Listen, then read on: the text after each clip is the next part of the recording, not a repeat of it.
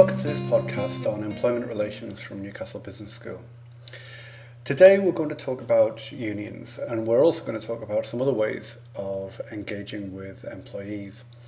As we talked about in some other sessions, the role of unions and the representation of employee interests through unions is a fairly central element of the employment relationship. And so understanding how unions operate, about how union strategies develop, about the impact of various contextual factors on the strategies that unions employ, and about the various options that are available to unions in terms of the development and execution of strategies. These things are all important issues to understand within the operation of the employment relationship. So today we're going to deal with certain core issues. We're going to think about unions as organisations, unions as vehicles for the expression of a particular set of interests within the employment relationship, to think about how unions express and pursue employee interests. Why is it that we engage with unions in this way? Why is it that unions are such a common feature of employment relationships throughout history across such a wide variety of societies? How did that occur, and why is it that the unions have grown up in this particular way? We're also going to think about how these particular sets of interests are expressed, because although, and we'll talk about this, because although it's certainly true that there are certain commonalities, certain stability in the kinds of interests that unions express on behalf of employees, on behalf of union members, and those interests stay pretty stable over time, the way in which they're expressed, the strategies that unions as organisations employ to pursue those different interests tends to change from time to time, and it tends to change in a variety of different contexts. So we'll think about those different strategies, and we'll also think about the influences that come to bear upon the choices that unions have in terms of their strategy development. And sometimes those choices may be fairly wide, and unions may have a range of approaches that they may adopt to pursue these stable interests. And at other times their choices may be relatively constrained, but it's important to understand what those influences might be. So we'll think about those kind of contextual issues. Also towards the end, and fairly briefly, we're going to consider some alternative models for the expression of employee interest, because as we know, certainly in the Anglo-American world, unions have gone through a very difficult period and have been contracting, or certainly have been in kind of stagnation in terms of their impact upon the broader economy for quite some period of time. And employers have looked towards different models, different forms, different mechanisms for the expression of employee interest. Now we cover some of those issues. You can certainly come across some of those models in different places. So I'm going to deal with these in a fairly brief manner, but we'll touch on those as alternatives towards the end of the podcast.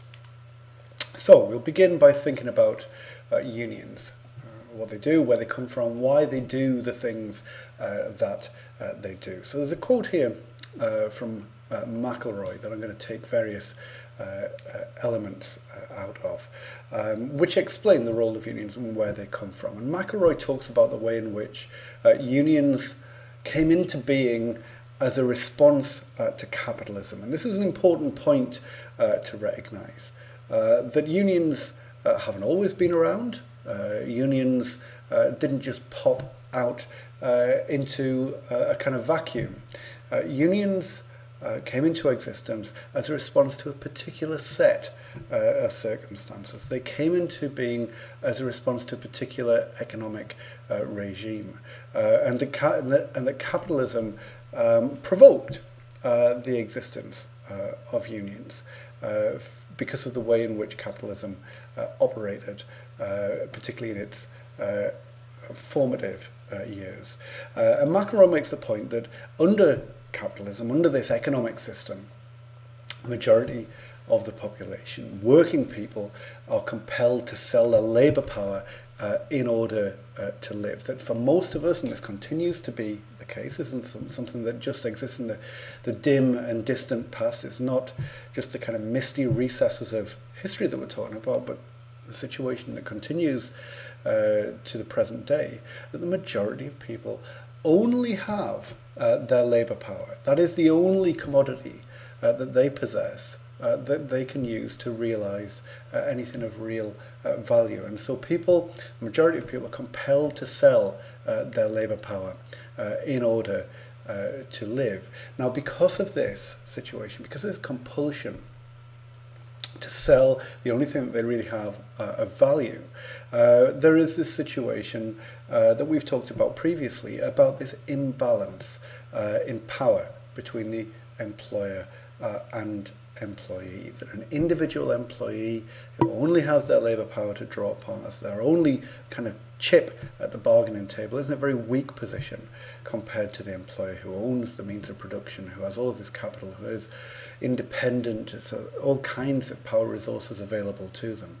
And so unions exist as a counterbalance to that extreme power of the employer. And it's important to note here that the issue that McElroy is talking about, that this is a bargaining imbalance, that there is this deal that exists in the employment relationship between employer and employee, and that the weakness of the employee is expressed in bargaining terms, that they are at a disadvantage in striking that bargain. And so unions exist to counterbalance that power of the employer, and that by bringing together a collective organisation, by grouping weak individual employees together, then that kind of power imbalance can be shifted, and that the primary role of unions is to act as a collective organisation and to do away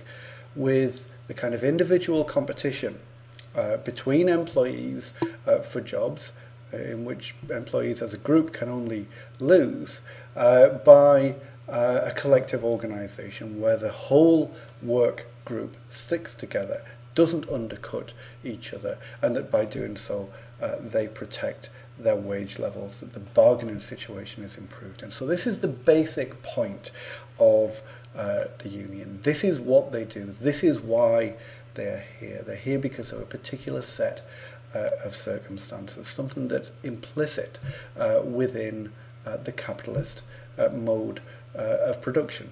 And so that, notwithstanding periods of decline and periods of growth, they're likely to be around in some shape, in some form, in some size, to some degree or other of influence, because they are an implicit reaction to the way in which the basic economic system works.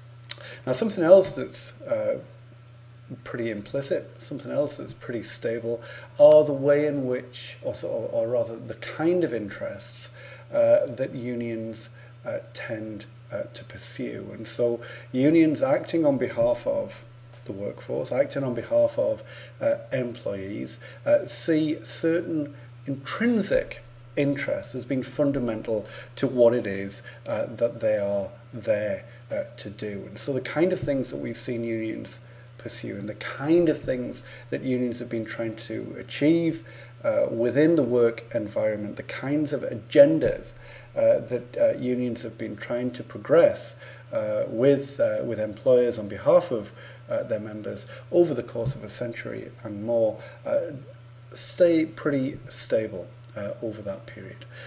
Let's have a look at the kind of interests that unions have tended to exhibit in relation to reward. For example, reward is a fairly core issue for unions. These are things that unions are absolutely committed to defending, because they represent a kind of fundamental expression of what the employment relationship is about. So these are things that are very close to union's heart because they're very important to the people that they represent. So with regard to reward, we've seen certain things stand out over the years. Samuel Gompers, a very famous union voice from America in the early years of the 20th century, summed it up in one word: more. That's the union interest with regard to pay, with regard to reward. Now, of course, it's more complex than that, as we'll talk about in just a moment, but it is a feature of union interests around reward that the union will nearly always press for more than an employer would like to settle upon. And this has resulted in a fairly consistent pattern over decades that union members have tended to earn more than their equivalent non-unionized employees. And there's a whole body of literature talking about the size, extent, and significance of this so-called union wage gap. Now, of course, it's very difficult to pin down because there are difficulties in comparators and all kinds of complex issues in pinning down exactly what this union wage gap might be. It's estimated in the UK anywhere between 3 and 19%, depending on who you're looking at, where the comparisons are made. Certainly true that it's at higher levels for certain groups, which probably isn't surprising when you think about who those groups are. It's more significant for manual workers and it's more significant for women. But certainly this more agenda to push employers to be more generous than they otherwise would be is a key issue, a kind of social justice issue. The idea that working people should get more of a share of the wealth of the corporation than they otherwise would is a key aspect of what unions are about. Now, like I say, this isn't as simple as Gompers might suggest, because of course there's a trade-off between wage levels, reward levels generally, the extent to which employers are generous with wage levels, and the levels of employment that can be sustained. So despite the fact that unions regard wage levels as being a very important issue, something that is absolutely crucial and central to what they do, there is always a recognition that there is a potential trade-off between wages and jobs. And generally speaking, unions will not risk jobs at the expense of wages, as Ed Heary set out in a paper on the role of unions in reward management. And indeed, as has been demonstrated quite regularly during the current recession, during the credit crunch, we've seen unions make sacrifices over wage bargaining, foregoing wage increases, making wage concessions in order to protect the jobs of their members. So that kind of issue of pay level needs to be taken with some degree of caution, that despite the fact that unions seek to pursue higher wages on behalf of their members, as we might expect, it's not usually done in a reckless way, and it's not usually done with the intention of harming the job prospects of their members. Other aspects of union interest and reward, again, are quite common and quite stable throughout long periods of time. We tend to see a desire to compress wage structures, to reduce the gap between people at the bottom of the pay structure and people at the top of the structure, so that the pay structures are more egalitarian, that they're less hierarchical, that there is more equality within the pay structure. Now again, this reflects broad ideological commitments to social justice, to equity, to fair treatment, and these things are fairly common throughout unionized impacts upon rewards. Another common feature of unions with regard to reward, and common set of interests with regard to unions, not just in reward but generally, is about the desire to limit the discretion of management. Now, we've often talked about the way in which employment relations is about the border of control within the workplace, about the extent to which management are able to direct people as they see fit, and the extent to which employees are able to resist that control. And so, of course, as employees gather together in a more powerful organisation as a union, then one of the things that is unsurprising is the desire to limit the extent of management discretion. And we see this again with regard to rewards. So unions seek to limit the extent to which managers can make decisions just on the basis of their own thought processes about how much somebody should be paid. Unions prefer to see a single rate of pay, or maybe a single range of pay rates attached to each job, that everybody who does that job, regardless of what managers might think about those individuals, that those people receive a single rate of pay. Now, of course, that brings with it a certain amount of potential problems, because we know that not all job holders are equal. We know that some people perform better than others, and this question isn't lost on unions. It's not that they don't recognise that, but they see the issue of management freedom to act as they see fit as a bigger problem, a potential source of injustice, a potential misuse of power, and that they would seek to limit through the structure of the reward system, that they would seek to limit the extent to which managers can use that kind of unilateral discretion. Similarly, and related to this, is a resistance to individualized pay systems. The tendency towards individualized systems of reward over the past 20 or 30 years has been a major problem for trade unions. They prefer people to be treated as part of the group.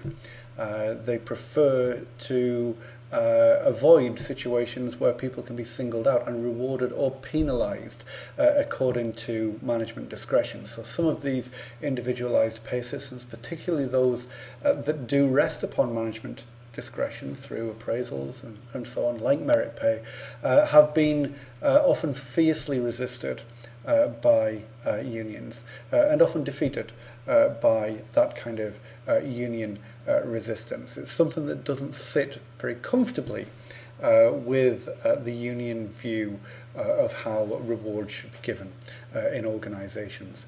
That's not to say that unions will not engage with these systems at all. Sometimes unions are too weak to throw them out entirely, to resist them effectively, and so they may be in a position where they seek to negotiate the way in which these systems are introduced within the organisation. And so unions will often sit down with employees and engage with the systems if they're allowed a role in the regulation of how those systems will work. We'll seek to tone down some of the elements of management discretion to provide clear and recognised rules for how appraisals will be conducted, to make sure that people aren't unduly penalised for less than good performance, that they will seek to limit the impact of, for example, merit pay schemes, even where they have to accept their introduction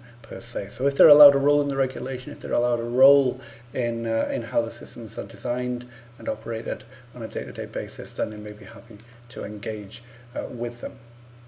We've also seen the way in which unions have sought to extend the range of rewards that are available. And again, sometimes this is not something that we associate with unions, who are often portrayed as being very traditional, have been behind the curve in terms of reward developments and new forms of reward. And that's certainly true with respect to the things that we've just been talking about, more individualized pay systems. But the range of rewards within organizations' armories is certainly something that has been part of the union agenda for quite some time. And so things like sick pay, pensions, holidays, those kinds of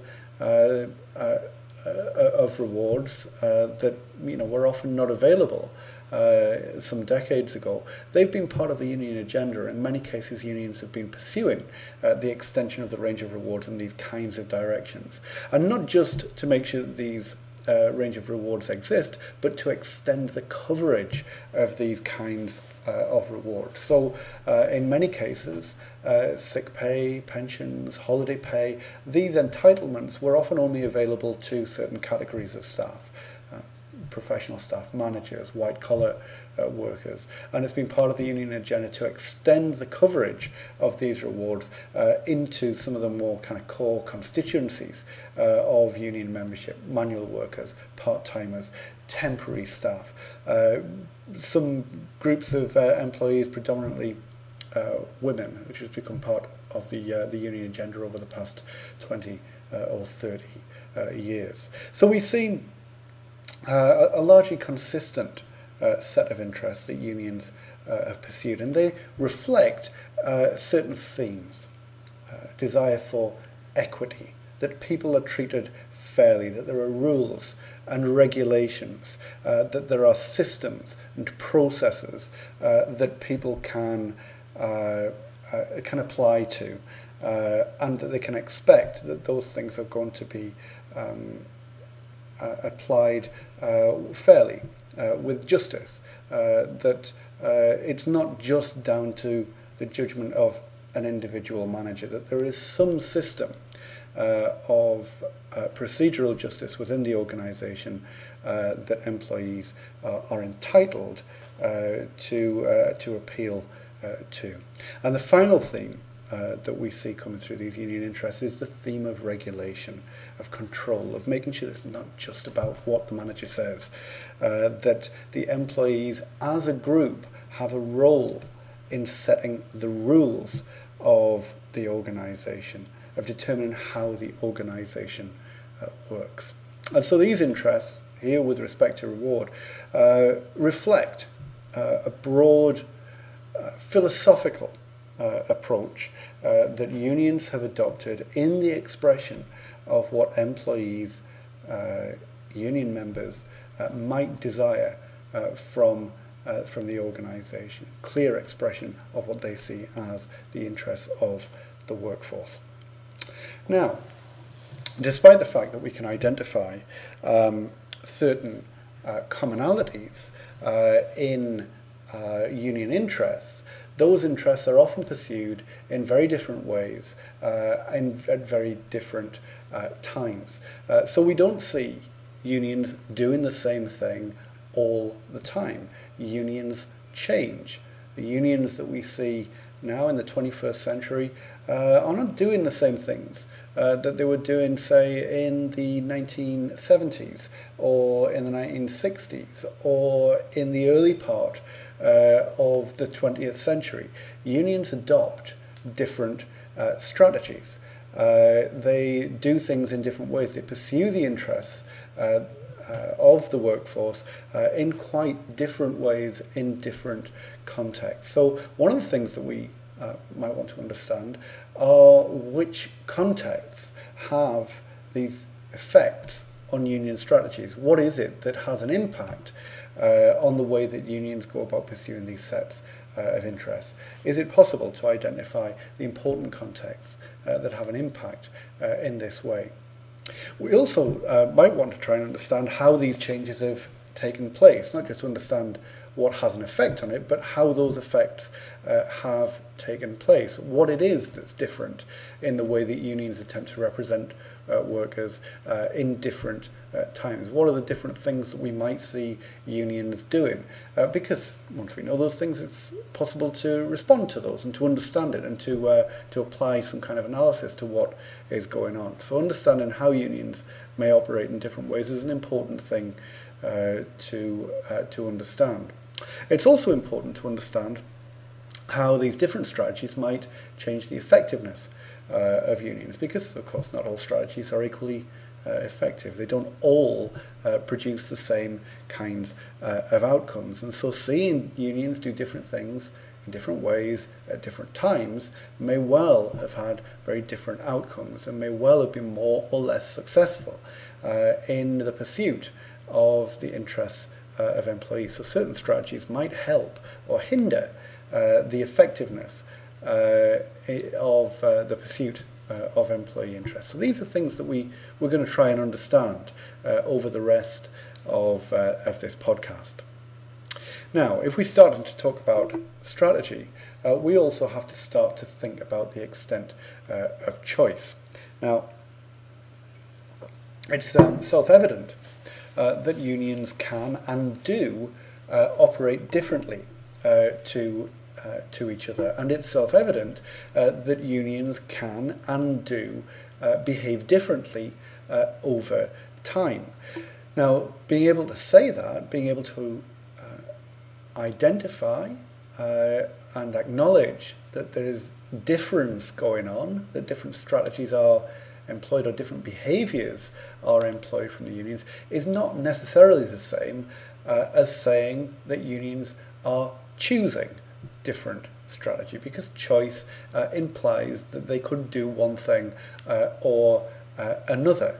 And sometimes unions, just like any other kind of organisation, are in circumstances which provide greater or lesser limitations to the strategic options that are available to them. So it's important to understand, and I think we'll start out by thinking about some of these circumstances, about the contexts, about the things that impact upon the choices that unions are able to make, and to start to think through some of the effects that these differences in context might have. So, what are these things that affect union strategy? Now, of course, the first thing that we need to think about are those big contextual issues, the things that surround organisations, their employees, and of course the employees' representatives. So we're talking about those huge contextual factors, the economic context. To what extent are wages improving for a given range of employees, or for employees generally? What are the job market conditions? What's the level of unemployment? What's the level of job insecurity? What's the product market like? Just how successful are organizations generally? If you are thinking about a strategic choice as the representative of a workforce trying to pursue a set of interests, then your ability to identify a relevant range of interests and to identify the likelihood of achieving those interests and the kinds of strategies and tactics that might be more or less successful at a given point in time must take account of these basic economic conditions. Going on a hell for leather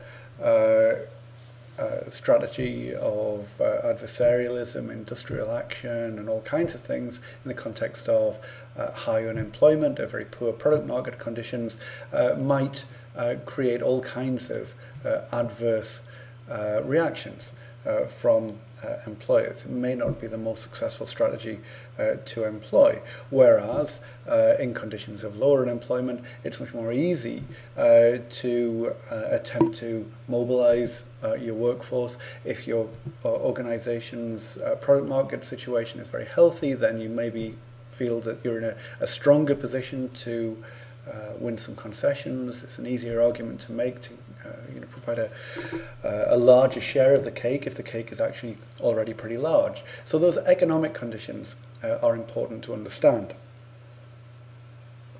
It's also important to understand the socio-political context that unions operate within as well, because unions are part of a broader society, they're part of a broader political situation.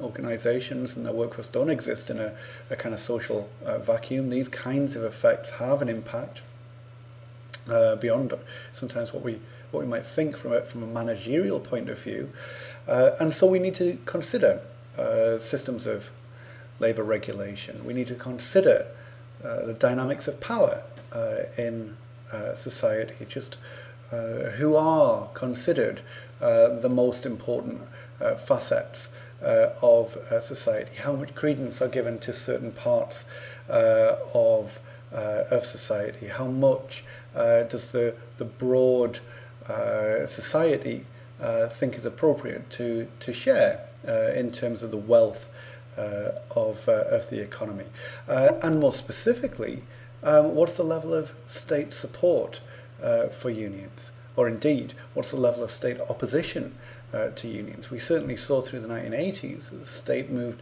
very strongly in opposition to unions, and that had a disastrous effect upon unions and narrowed very sharply the strategic options that were available to unions at that time. So these broader socio-political issues have a major impact upon the kind of things that unions are able to do, and certainly the kind of things that unions are able to pursue successfully.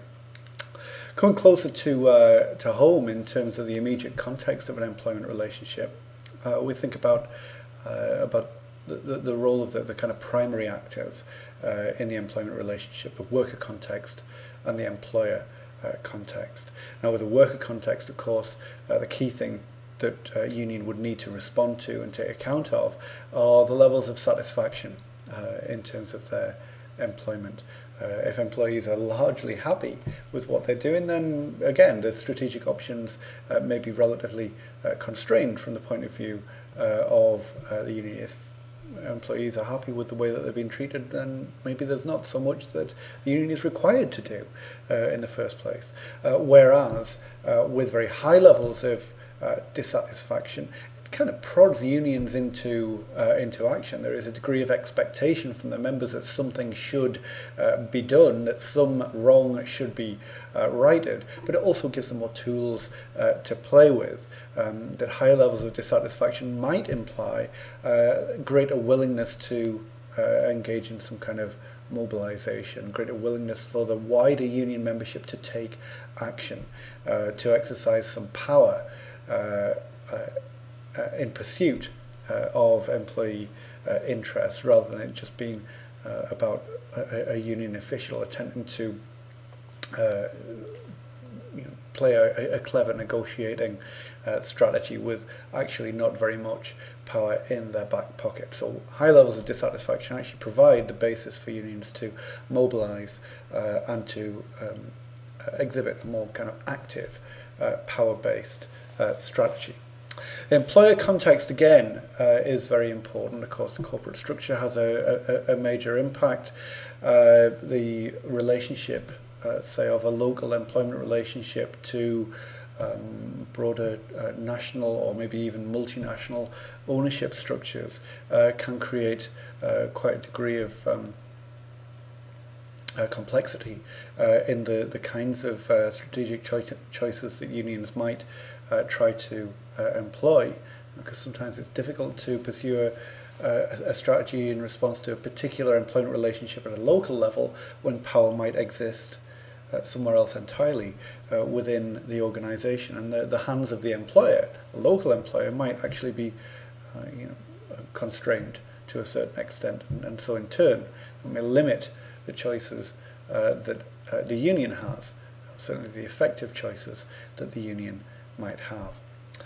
We also need to be aware of management ideology. Now, in the same way that the state might take a stance in support or in opposition to unions, so might management ideology operate in the same kind of way. So a management ideology that is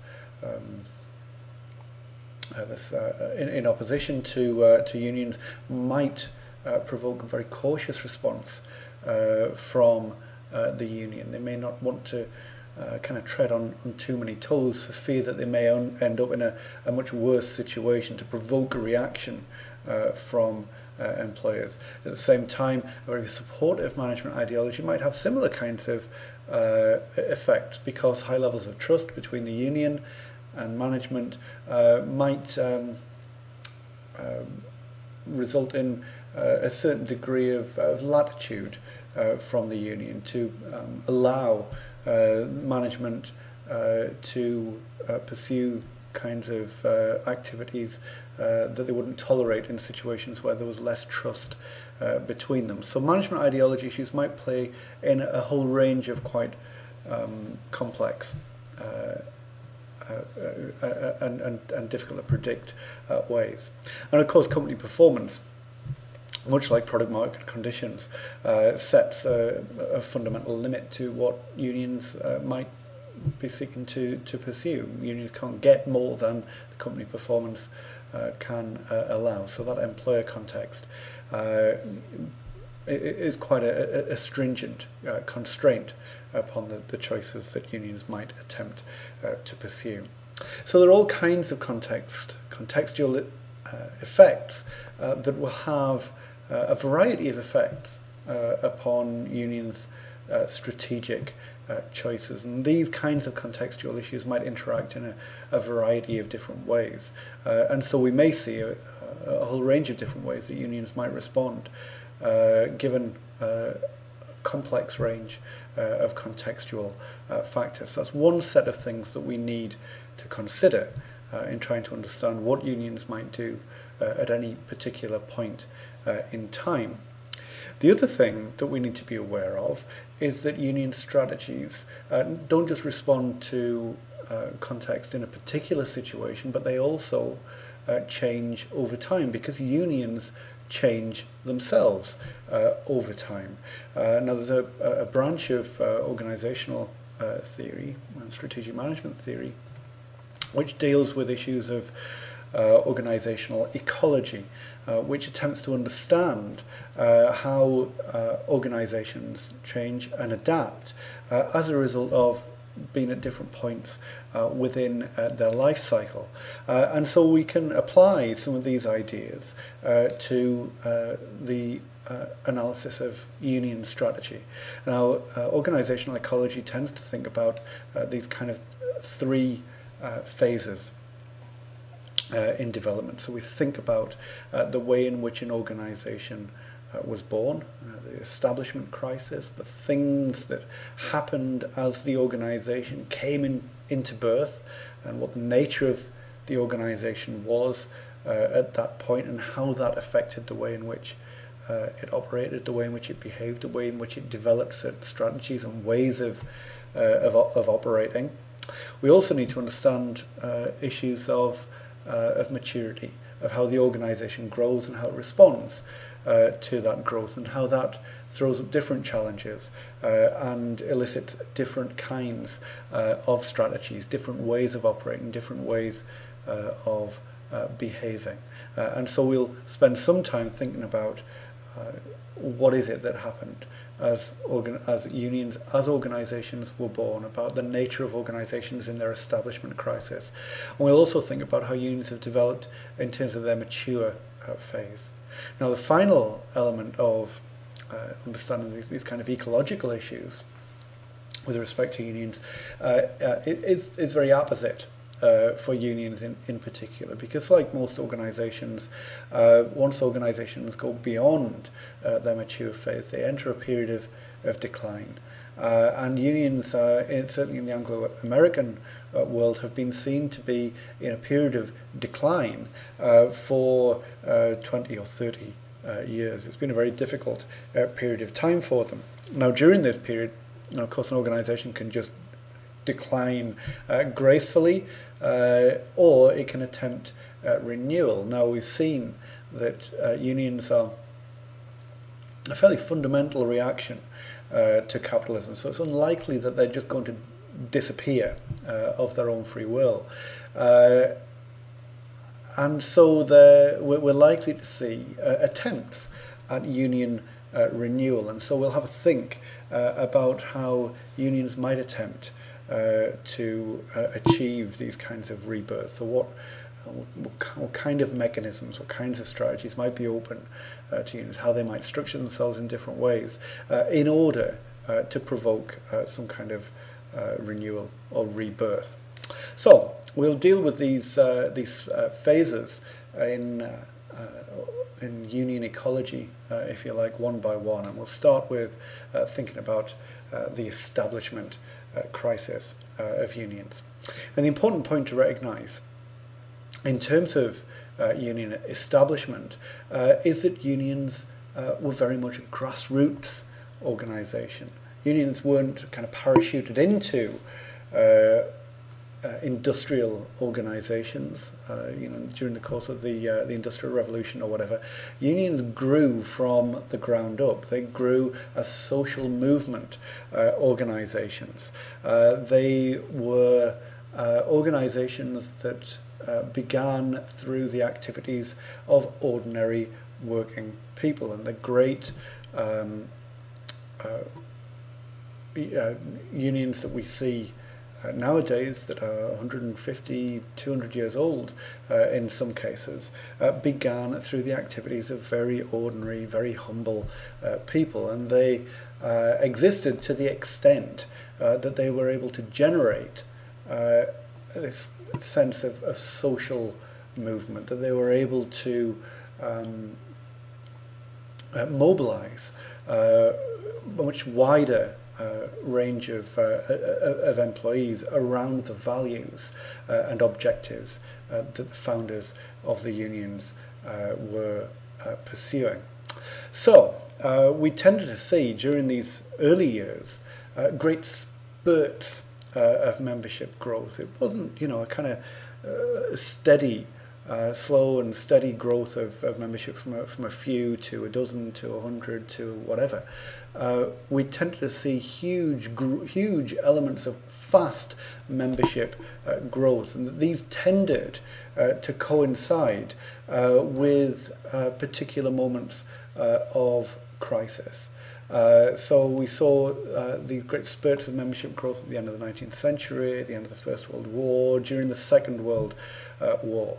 That these huge jumps up in membership were the things that characterized the early years of unions as social movements. And these elements of membership growth tended to reflect serious interest conflicts between workers and employers. So the differences within the employment relationship are quite raw, quite extreme. The gulf between employer and employee is quite large, obvious, significant.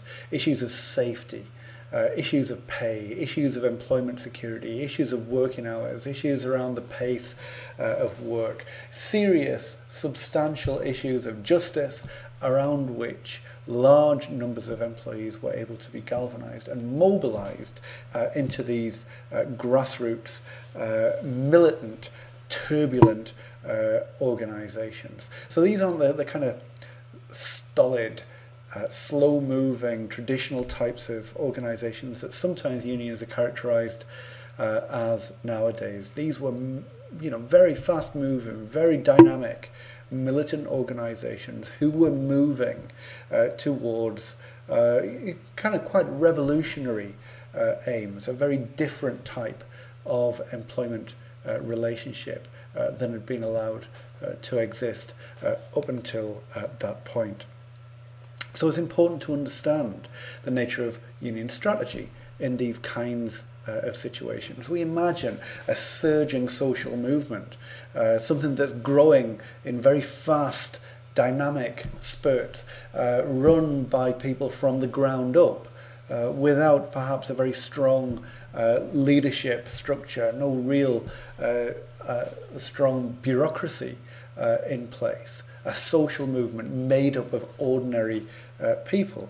And so the sense of trade union strategy, of what unions were trying to achieve, how they were trying to achieve it during this period, is something that didn't come from a leadership, by and large. That we understand trade union strategy in these early years as something that grew out of the nature of the union organisation. It wasn't manufactured, it didn't come from the top, it didn't come from the leaders, it came from the ground up and might have developed at local level.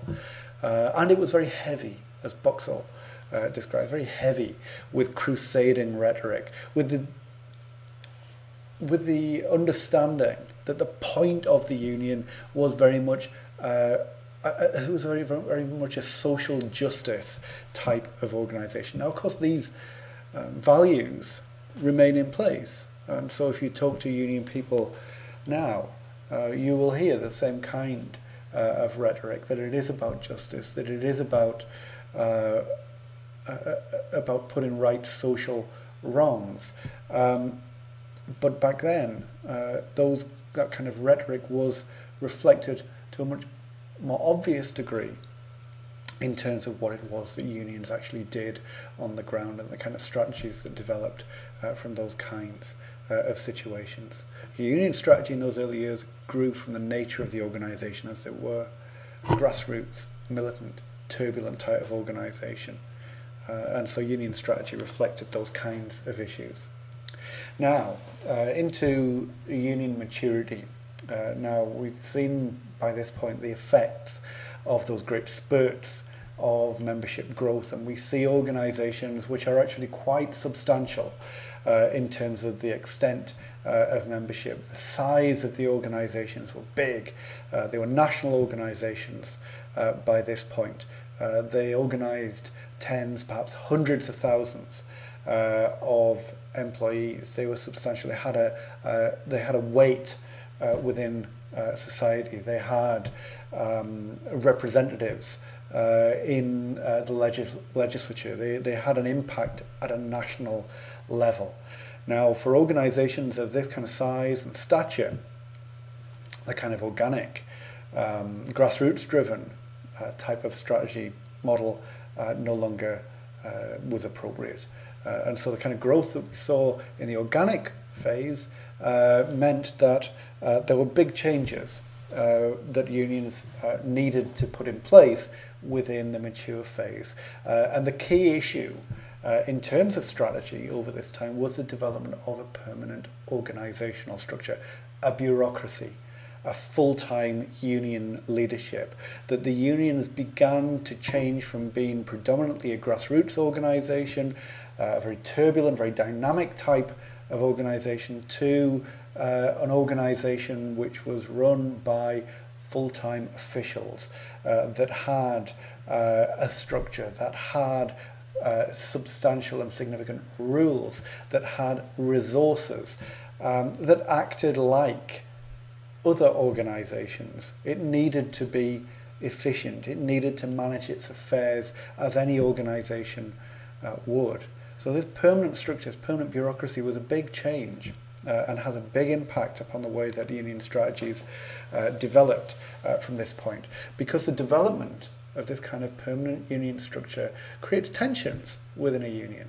A union that has grown on the basis of pursuing the interests of its members, of identifying and righting social wrongs, of representing the interests of its members, those things being fundamental, it now has this other set of interests as well, the interests of the permanent structure, the interests of the bureaucracy. Now, John Child talks about this tension between those traditional representative rationalities, the interests of the members of the union, and the administrative rationality, the interests of the structure, the interests of the organisation.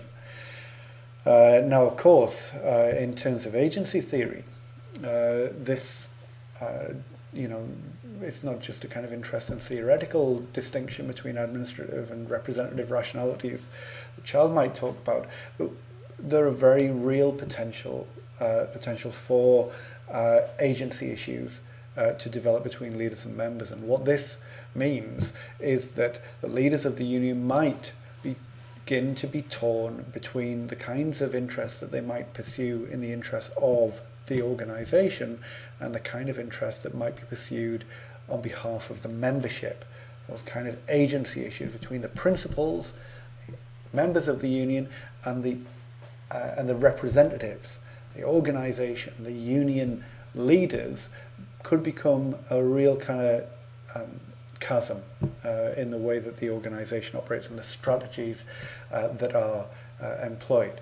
For example, it might be fairly straightforward from the members' point of view that they require a substantial pay increase in a certain situation. And so in order to pursue those objectives, a fairly militant or adversarial type of union bargaining strategy might need to be employed. From a leadership position, the administrative rationality, the union might be thinking, we can't really afford to sustain a long industrial dispute. We can't afford to pursue that kind of agenda because of what it might do to our reputation, not just with this organisation, but with other organisations that we have dealings with. And so those kinds of agency issues, that split between what might be for the good of the members in a particular situation at grassroots level and what might be good for the union organisation as a whole, start to become apparent and cause all kinds of issues about how those strategies are worked out. Now, of course, unions differ in terms of their characteristics, and so we see these tensions, the tension between administrative rationality and representative rationality, these agency issues. These tensions get worked out by different unions in different ways, and even across one union in different ways at different times. So we will see some unions that are traditionally very moderate and tend to prioritise, say, the organisational issues, and yet we'll see other unions that tend to be quite militant and tend to prioritise the interests of the union membership. And sometimes those things are decided because of what the leadership believes, and sometimes those things are decided because the union membership exercises a much greater degree of control and forces the union leadership behind the interests of the membership. Equally, we'll see a single union adopt different styles at different times because they feel that that suits their the reflection of those kind of contextual issues that we were talking about at different points in time, that as context changes, then the union modifies its approach. And so we'll see largely a distinction between various unions in this mature phase. Some of them tend to behave as official-led organisations, whilst in others members are empowered, like I say, either because the leaders empower them or because the members empower themselves. But either way, we tend to see this distinction, and there's a term for it, between what are often called predominantly servicing type organisations, servicing unions, unions who see their role as being about creating a stable and coherent structure to look after the members, whilst in others they're organised unions. It's about the members of the union constituting the union itself, mobilised, active, exercise of power in order to pursue their own interests in that way. And so this issue, this tension between the admin rationality and the representative rationality tends to get worked out through these broad servicing and organising strategies. Now, it's important, whilst seeing those distinctions between servicing and organisation and organising strategies, it's important not to see them simply as polar opposites. We don't tend to see organisations that are either entirely servicing organisations or entirely organising unions, because of course most of the time union members are not in activity, they're not mobilised, they're just doing their jobs, but they will require their union to look after them for particular individual issues, provision of benefits, representation in grievances and disciplinary situations, simple day-to-day service and activities that all unions will have to do all of the time. The differences will be to the extent that unions can blend these servicing and organising activities. So to what extent do unions prioritise the development of organising potential? We'll look at these issues in a moment. It's also important to recognise that unions aren't just about this interaction with their members. I mentioned about the way in which organisational interests of the union might be about their relationship with employers. Those kind of representative functions are an important facet of how unions see their role within the employment relationship. So unions don't just interact with their members, they also have to operate alongside employers. And so we tend to see two faces to unions' workplace strategies, some of which are based around choices in relation to workers, which we've talked about, the service and organising approach, but also in relation to employers as well. So we need to understand these kinds of issues. Now, just to reiterate, on the worker side, the key strategic question for organisations and key strategic choice that union organisations have to resolve is the extent to which they build these organising capabilities alongside their basic servicing functions. So to what extent do unions see the utility, see the usefulness of building networks of activists, people who can respond to issues, who can act on the ground to represent members, or even to the extent to which the whole membership of a union can be mobilised around key issues. Now, this organising potential, this is something that can be built, something that can be invested in. It's a key strategic question, a key strategic choice in how union organisations want to develop their strategies on the worker side, the worker face of the union strategy.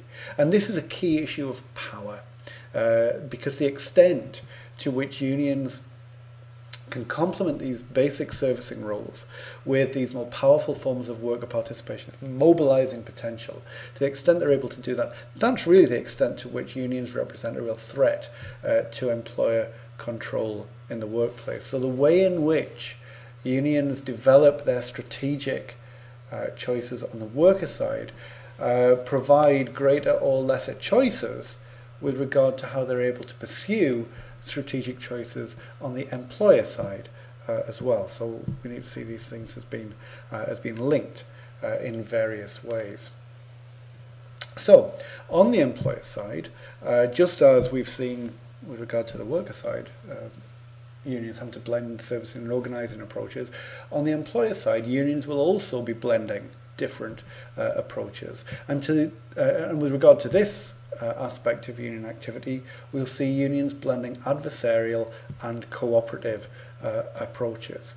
Now, to some extent, adversarial and cooperative approaches speak for themselves. It's fairly self-evident what we mean by those things. But again, some additional explanation is useful in terms of how these different types of approaches interact with each other. Now, in terms of cooperative behaviours, just as with servicing behaviours on the worker side, it's impossible to really sustain a long-term relationship with an employer without some degree of cooperation. You know, if a union is going into an organisation, attempting to be part of an employment relationship, but going in and basically hitting the employer around the head with a great big stick every time they walk through the door, then the relationship is not going to last very long. A certain degree of cooperation, a certain degree of give and take is just implicit in union engagement within an employment relationship. So some degree of cooperation is just there all the time. The question really is to what extent those ongoing, expected, implicit cooperative approaches are blended with adversarial approaches and adversarial capacity as well. Now, the reason why unions might want to adopt those adversarial approaches, why they need to go beyond cooperative approaches, are because there are long-term risks involved in cooperation with employers. We remember that unions exist to represent the distinctive interests of the workforce. So there's a recognition, certainly from this perspective, that those interests between employees and employers are different, and that sometimes they come into conflict with each other. Now, if a union builds its relationship solely upon cooperation, if a union tries to ingratiate itself with the employer of its members to the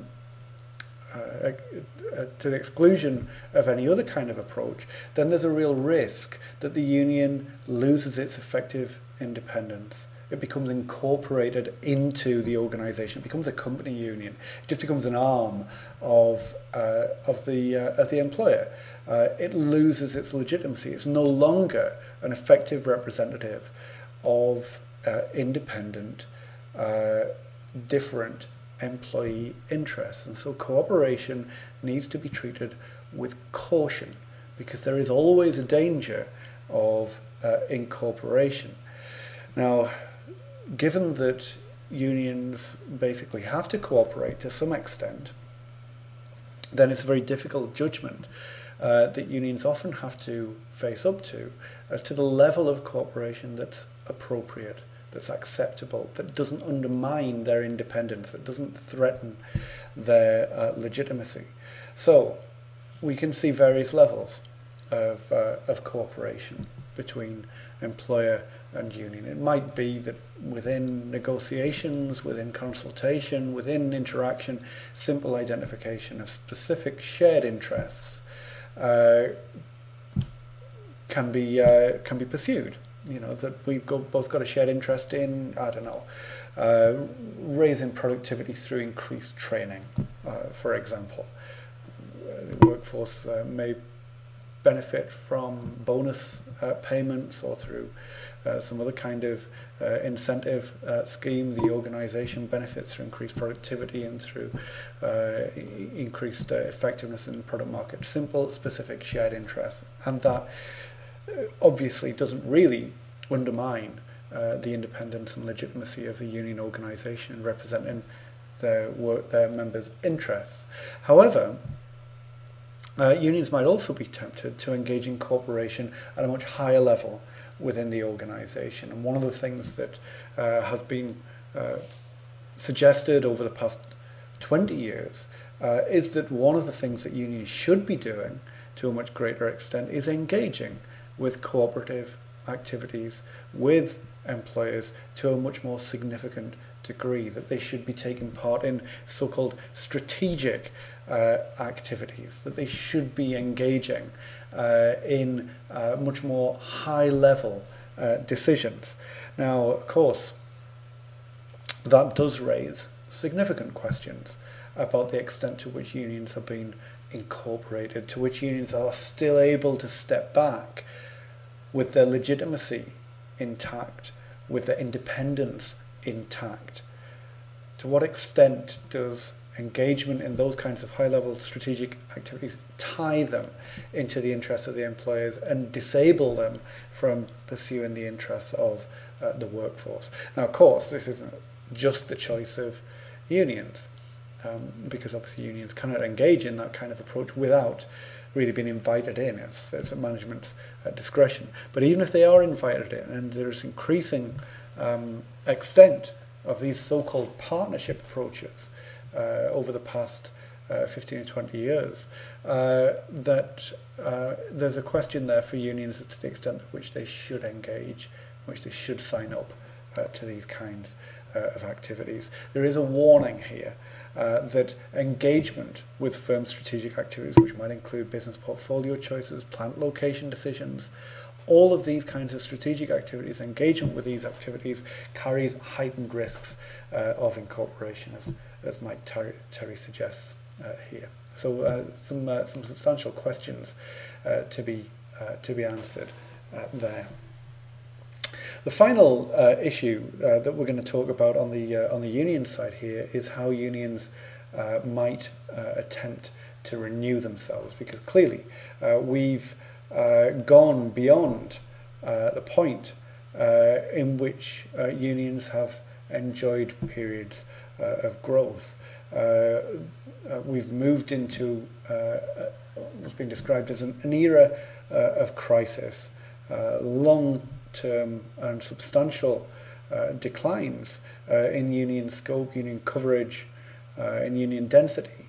And so unions over this period have been considering what they might do in order to renew themselves, what kinds of strategies make sense in a period beyond their mature phase. Now, the first approach that I'm going to mention here is one that I implied just a moment ago in terms of partnership unionism, that it might be that what unions should be doing is seeking to engage with employers in a much more active way, to flag up the ways in which unions can assist, to the extent to which unions can help organisations to become more effective, more productive, more profitable, to engage in employer cooperation. Now, of course, as we just said, this carries huge risks. On the other side of the equation as well is that even where unions are able to effectively engage with this, where they're able to get employers who are willing to invite them in to the relationship in a close way like this, that even by doing that, it may not provide positive outcomes for their entire workforce, because whilst it might retain their position within the employment relationship, it might also imply the requirement for downsizing, for outsourcing, for work intensification. And so it may be that whilst they may be able to protect a small core membership through engaging in partnership unionism, the competitive dynamics and the kinds of strategies that employers are pursuing, product markets, may simply not be capable of protecting the interests of the union's membership, and may not result in union renewal, which is kind of protection of a small kind of union rump, if you like. The second approach that we've seen suggested as part of union renewal literature is the idea of building a broader social movement unionism. Now, what this suggests is that a kind of return to the early days, the organic phase of the union movement, of seeking a new constituency, a new disenfranchised group, a new disadvantaged group, people who are on very low wages, people who are socially excluded, but who are also beyond the traditional boundaries of the union movement, maybe people who are working in the private service sector, who work for very bad employers. That the targeting of these types of employees, but also alongside the building of coalitions with maybe identity-based community groups, women's groups, gay groups, groups representing certain kind of racial ethnic minorities. This might provide the kind of bedrock for a new constituency for unionism that traditional unionism has kind of missed out on during the economic changes of the past 20 years or so. There's also a more kind of general argument that, notwithstanding social movement unionism, that the strategies that unions might adopt should reflect much more of the kinds of strategies that we saw during the organic phase. That part of the problem during this period of decline is that the bureaucracy, the structures, the systems that developed to manage big, growing union organisations now act as a kind of dead hand, and that they hold back the potential of the union, and that the opportunity for dynamism and reaching out into new areas, expansion, really can only be developed by reducing the influence of the bureaucracy and building a stronger activist role, enabling union members and union activists to take control of the unions once again. Now, despite all of these kinds of ideas about what unions might or might not be able to do in response to need for renewal, Kaufman makes the point that actually we need to remember that there are some fairly substantial contextual issues which will enable or constrain the success or failure of whatever strategies that unions might attempt to employ, and that the growth prospects for unions is directly tied to the breadth and depth of labour problems that are affecting people out there in the world of work. That if people are doing all right and if things are okay, then generally unions will be regarded as being unnecessary. That those great spurts in membership that we saw in the organic phase of unions is unlikely to be repeated unless those big labour problems, those big senses of conflict are exhibited once again. Now, obviously, we've been living through a fairly sustained period of economic growth over the past 15 years or so. But in the past couple of years, we've moved into a much more difficult economic phase, and that some of those tensions, some of those conflicts that Kaufman is talking about may indeed beginning to identify themselves. And so it may be something that we need to pay much closer attention to than perhaps we've done in the past, about how unions may be able to make use of the current crisis conditions in order to renew themselves through one or other of these kinds of strategies.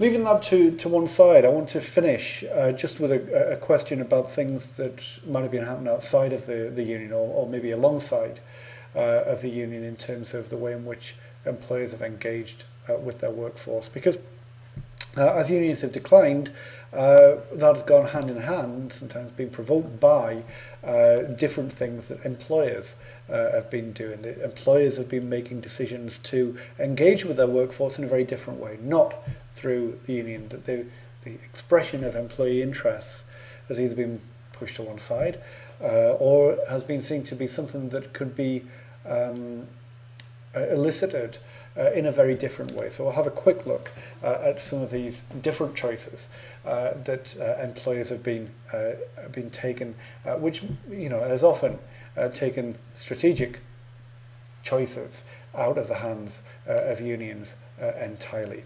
So what have we seen employers doing? Well, sometimes we've seen new forms of collective representation, the collective representation of employees. There's a works council, sometimes a statutory European works council for multinational organisations, or employee councils, which might be done on a local basis, where elected representatives of the workforce are provided with some kind of consultative opportunities to talk to the employer, to solve problems in a variety of different ways, in a format that is kind of wholly owned by the employer, in that they set them up, they provide the facilities, they set the rules and the parameters, but also has a certain kind of democratic legitimacy as well. So we've seen organisations going down that route.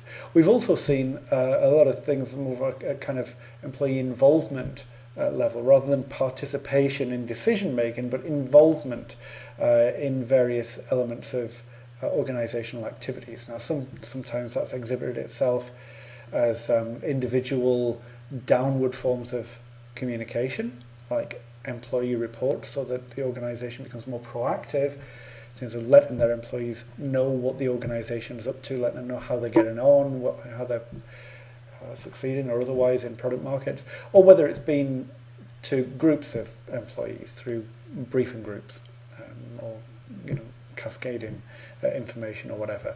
But the direction of involvement coming down from the top of the organisation to the workforce.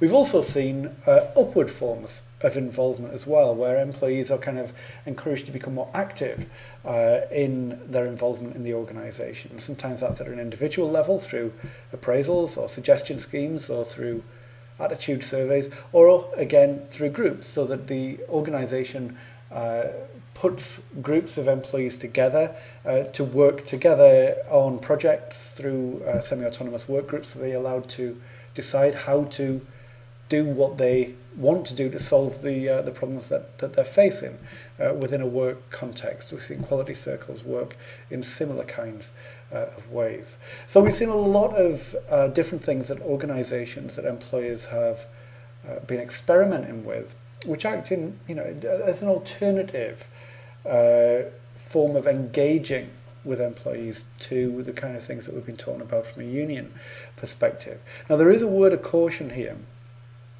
that I want to raise about these kinds of structures, because when we look at the effectiveness of these kinds of structures, there's limited evidence that they provide meaningful employee influence. So if we're talking about distinctive employee interests, a distinctive set of things that employees have that they want to pursue within the organisation, there's limited evidence that these kinds of structures have been effective at providing a means for their pursuit. In many cases, these kinds of structures have come from a unitarist kind of perspective, and the desire has been to secure commitment of the employee to specific employer interests. We're all in this together, the pursuit of profit, the pursuit of the bottom line, and encouraging employees to sign up to those interests rather than allowing the expression